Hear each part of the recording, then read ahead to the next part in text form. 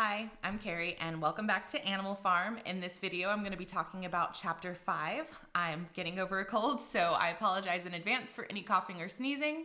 If you missed chapters 1 through 4, I'll link them below so you can go back and check those out and review if you need to.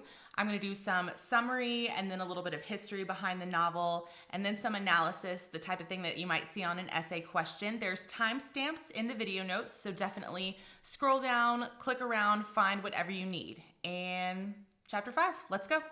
So, Mollie, the carriage horse, is making a bit of a nuisance of herself. If you remember in Chapter 4, she did not fight in the Battle of the Cowshed. She went and hid in the barn while that was going on, and she hadn't really turned it around since then. She's complaining all the time. She doesn't show up for work. She isn't pulling her weight. And she's even been seen standing by the fence, letting a human from another farm pat her on the nose and talk to her. It is quite the scandal. Then Clover, one of the other horses, searches Mollie's stall and finds a hoard of ribbons and sugar lumps and things from the time before the revolution, things from the human era. Oh my gosh, this is the last straw for Mollie. A few days after this, she disappears. Nobody sees her or hears from her for weeks until one day the pigeons come home. Remember, they're still making their rounds, making their flights through the countryside. They come home and they're like, guys, we saw Mollie. She's a couple towns over. She was with a human. She was pulling a little carriage and she had ribbons in her hair and he was feeding her sugar. And guys, she looked good. She looked happy. Well, nobody really knows what to do with this, so they just decide to forget about it. Nobody on Animal Farm ever mentions Mollie again. All right. For the animals back on the farm, winter is coming on and it's going to be a tough one. The pigs are still making plans and surprise, surprise, Napoleon and Snowball still can't get along. They're disagreeing about literally everything. Now remember, Snowball's the one with all the ideas, makes lots of cool speeches. Napoleon just kind of disagrees with everything Snowball says and makes a lot of friends quietly behind the scenes. He's especially good friends with the sheep. He even teaches them a little cheer. 4 legs good, 2 legs bad. That's like their little chant. And they break out into it every time Snowball gets up to try and make a point about something. All of this tension comes to a head over a little thing called the windmill. So, Snowball's been doing a lot of reading and studying, and he's like, guys, what we need to do is build a windmill. If we have a windmill, we can have electricity. We can make all these amazing modern improvements, and it will make our lives so much easier. We'll only have to work like 3 days a week, spend the rest of the time doing whatever we want. He gets so excited, he makes an office for himself and starts designing this windmill. He creates the plans, he draws them out on chalk, in chalk all over the floor, and all the other animals can come and check it out and ooh and ah over it. This is so cool. Meanwhile, Napoleon's over there like, you're an idiot. This will never work. While you're spending all this time and effort on a windmill, we're going to starve to death. We need to be spending our time and energy making sure our barn is full. We need to be sure that we can feed ourselves first. He even goes and visits Snowball in his office, takes a look at these big elaborate plans drawn all over the floor, and then pees on them. That's what I think of you. So pretty soon, all the animals on the farm are divided between Snowball, who wants to build the windmill and have a 3-day work week, and Napoleon, who wants to forget about a windmill and just make sure their feed boxes are full. So they decide to put it to a vote. All right, so the day of the vote comes and Snowball gets up to make his speech and he owns the room. He's doing amazing. Everybody is loving it. He does such a great job and really sells them on the idea of the windmill. Then Napoleon gets up to make his speech and just says, "This is stupid, don't vote for it." Great speech, Napoleon. Well, Snowball seizes the moment and he gets up and he is really driving his points home. He has won the crowd over and they are ready to vote for this windmill. About that time, Napoleon lets out this weird whistling noise. Out of nowhere, 9 huge dogs bust into the barn and get after Snowball. He has to run for his life. Literally, they chase him right to the edge of the farm. He barely escapes.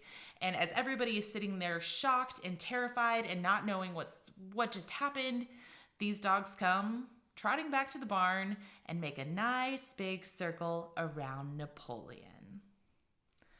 So you may remember from an earlier chapter how Napoleon took these 9 sweet puppies away from their mothers because he could do a better job educating them. Well, they're back and they're grown up. So now Napoleon, surrounded by 9 ferocious dogs, steps up onto the platform into the spot that used to belong to Old Major, and he makes an announcement. From here on out, there will be no more Sunday meetings. There will be no more votes. The pigs will make all of the decisions, and the pigs will give all of the orders. Everybody's kind of shocked and confused. We never discussed this. This was never a thing. 4 of the youngest pigs actually try to protest this. It's news to them too. But about that time, the dogs start growling like really loudly and kind of snapping their jaws and everything. And since Snowball just got chased off the farm, these other pigs decide, maybe now isn't the time to argue about this. So everybody quiets down and heads back to their stalls. All right, so later on, Squealer comes around just to explain things, make sure everybody understands what's going on here on the farm now, and reminds them like, hey guys, Napoleon isn't taking power for himself. Leadership is a burden and no one believes in animal equality more than Napoleon does. The thing is that you guys just don't know how to make good decisions for yourselves. I mean, look, you were about to vote for Snowball and his stupid windmill, and we all know that Snowball is a criminal. So guys, Napoleon's just really doing this for you, and you need to trust him and let this go. So all of the animals are still kind of in shock, and they're trying to absorb this and settle with all this new information, especially Boxer. He's kind of been the rock star of the farm, with his motto of, I'll work harder. So he adds another motto to that. He says, if Napoleon said it, it must be right. So he starts telling himself, Napoleon is always right. And all the animals try to adjust to the new order of things on the farm. So it's a whole new day on Animal Farm, and Napoleon is in charge now. On Sundays, instead of having their meetings, the animals just show up to the barn, and Napoleon, surrounded by dogs and the other pigs, hands out their orders for the week. After a few weeks of getting used to this routine, there's an announcement. We are going to build the windmill. It's going to be really hard work. We may have to reduce rations, but we're going to build it. Everybody's really confused because they're like, I thought Napoleon hated the windmill. What's the deal? Well, Squealer comes around and explains to everyone, Napoleon never hated the windmill. In fact, the windmill was his idea. Snowball stole his idea. That's why he was pretending to hate it, just to get rid of Snowball. It was just a tactic, guys. Well, this doesn't really make sense to anyone, but Squealer is a really good speaker, and the dogs that he brought with them growl really loudly, so no one really argues. End chapter 5. All right, so that's chapter 5. Now let's take a step back and look at some of the history behind the novel. So to review, Bolshevik Revolution happened in 1917, landing the Communist Party with Vladimir Lenin at the head of it in control of Russia. Now, one of the first things that Lenin did was establish the Politburo. It was a very small committee. The first one only had 7 members. Very small committee that had the ultimate say in all law and policy making in the young Soviet Union. So Lenin, Leon Trotsky, and Joseph Stalin all served together on that first Politburo. Now, unfortunately for Lenin, he did not get to see much of what the Soviet Union would grow up to be. Can you guys hear my dog barking out there? He's losing his mind about something. Anyway, Lenin didn't get to see much of what the Soviet Union would grow up to be. He passed away in 1924, leaving a spot at the head of the table, and Trotsky and Stalin were both interested in taking it. Now, these two guys had a really different idea of what Marxism and communism ought to look like. Trotsky very much believed in power to the people, like the big working class should have the ultimate power, real power, and authority. Stalin didn't see it that way. He believed in a bureaucracy. There would be a chain of command with someone or some committee at the top with the final authority, the final say.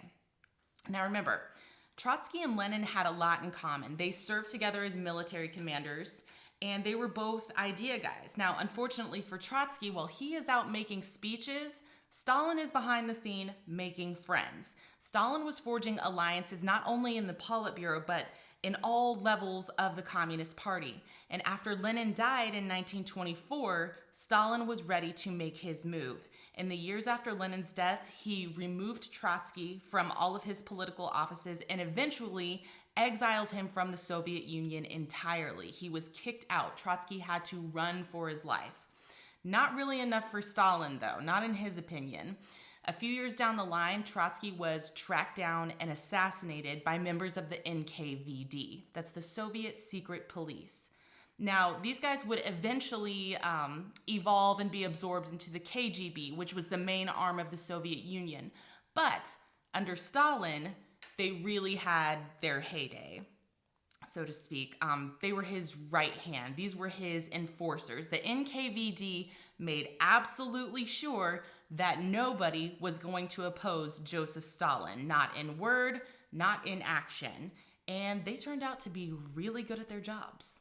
So we're going to talk more about some of that later on. For now, let's get back to the book. All right, so let's break down chapter 5 into a little bit more detail. At the beginning of the chapter, we have Mollie, our defector. She's never been very big on the revolution to begin with. And at the beginning of chapter 5, she just bails out entirely. What I think is important here is how the other animals respond to it. The speaker tells us that she is never mentioned on Animal Farm again. Now, the pigeons bring back word that they've seen Mollie and she's doing well and she seems happy and healthy. The other animals don't know what to do with that. Now, I think if the pigeons had brought back word, hey, we saw Mollie, she's starving, she's been beaten, she's been sent to the glue factories, something terrible has happened, I think Mollie never would have been forgotten on Animal Farm. She would have been held up as a cautionary tale. This is what happens when you leave Animal Farm. There are terrible things waiting for you in the world of humans. But that didn't happen. The pigeons brought back word like, we saw Mollie, she's back in the service of humans, but she looks happy and she looks healthy. The leaders at Animal Farm don't have an answer for this. They believe that they've created the animal paradise. If an animal has left voluntarily and seems to be happier now that she's left, there's no argument for that. They don't know what to do with it. So they just ignore it. They stop speaking about her. It's like Mollie never existed. She's been erased. Goodbye, Mollie. Okay, so I'll bet at some point your teachers want you to draw some parallels between the book and modern events. So let's do a little bit of that as well. Let's talk about the Snowball versus Napoleon conflict. These two cannot agree no matter what. Their conflict is constant. Even when someone comes up with something that's like a universally good idea that's going to be good for everyone, these two find something to fight about. And eventually it's so polarizing that no one on the farm is even debating issues anymore. They're just taking sides based on their favorite individual. So I think you could probably draw a lot of parallels between that section of the book and the current state of the U.S. Congress, where we're extremely polarized. Nothing is really getting done. Let's also talk about the puppies. The pups that disappear as adorable tiny puppies and then reappear in chapter 5 as huge, ferocious dogs. So the puppies represent the NKVD, which is the Soviet secret police. They were Stalin's enforcers. Now, this book was published in 1945, so I think a lot of people would have also drawn parallels between the puppies and a group called the Hitler Youth. Europe was coming out of World War II at the time. The Hitler Youth was a paramilitary organization under the Third Reich, in Nazi Germany. And it recruited children as young as age 10.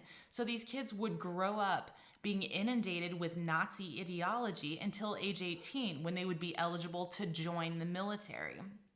This is a classic dictator move, is trying to win over the children and the teenagers of whatever country, whatever nation they are trying to get control of. Why? Because A, children are easier to indoctrinate. They have fewer life experiences to inform their opinions, to inform their beliefs. Also, people are scared of children. There are teenagers who are major international figures, Malala Yousafzai, Greta Thunberg.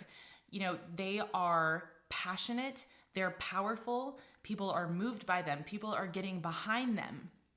Now, when someone is trying to take over something, you want to have the teenagers behind you. You want that passion. You want that power. All right, let's also talk a little bit about Squealer. Now, he's coming along and making speeches, first after Napoleon takes control, and then after they announce the construction of the windmill, he's just making sure that everybody is really, really on board. So let's look at some of the tactics that he uses. So first he reinforces the idea of the other, like the other guy, the other team. If you remember in chapter 1, that was something that old Major did. It's animals versus humans, good versus evil. Well, now Snowball is part of the other. Squealer is making sure that he is on the other team. He's canceled. He's kicked out. He is not one of us anymore. He uses the phrase, as we all know, Snowball is a criminal, blah, blah, blah, blah, blah. We all know. He makes it common knowledge. That's a form of peer pressure. So if you're not, if you don't believe that Snowball is a criminal, if you're not really on board with that, you're outside the group. You're isolated. So that's a form of pressure. People don't really want to speak up if they believe they're the only one that believes a certain thing. Squealer also uses the idea that they're in a lot of danger. There's a one false step and our enemies are going to be upon us. They'll be at our door, whatever. So he is presenting this idea that they're in a lot of danger. They aren't safe. They're in a very precarious situation. That's why he calls Snowball a criminal, not just, Snowball's not one of us anymore. He's a criminal. He's dangerous. And Napoleon is protecting us. He's keeping us safe. This is for our own good. Squealer also brings up Farmer Jones. He says, surely you don't want Jones back.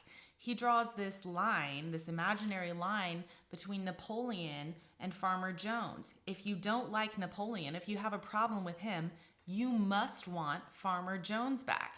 In reality, those two things don't have anything to do with each other. You can have other opinions, but Squealer's not painting it that way. He is making it look like if you've got any question about Napoleon, you must be disloyal. You must be, any kind of disobedience is disloyalty. We can't trust you. You're one of the other. It's a false dichotomy. These two things don't really go together, but they're being paired together to scare people out of stating their opinions, out of arguing. There's also something even a little scarier than these mind games going on here. Squealer is a propaganda master for sure, but he's also making all of his speeches with Napoleon's pack of dogs surrounding him. Now remember, everybody saw these dogs chase Snowball off the farm. They almost killed him. They know exactly what these dogs are capable of. And whenever Squealer's coming to give them instructions, the dogs are there staring him in the face and growling. This is called coercion. This is more than propaganda. It's coercion, and under US law, coercion is a crime. It's like holding a gun to someone's head and saying, open the cash register. That person, they cannot be held responsible for what happens next because their choice has been taken away under threat of physical harm. That is what Squealer is doing here. Now you have an SAT word. Coercion, it's a crime. Don't do it. Okay, so that was chapter 5. Again, if you missed chapters 1 through 4, I will link them in the video notes so you can go back and review if you need to. If you have a question on chapter 5, something that didn't really make sense to you or something that I did not get around to, definitely drop that in the comments and I will do my best. And yeah, that's all I've got for you. Hope that helps, and I'll see you in the next chapter.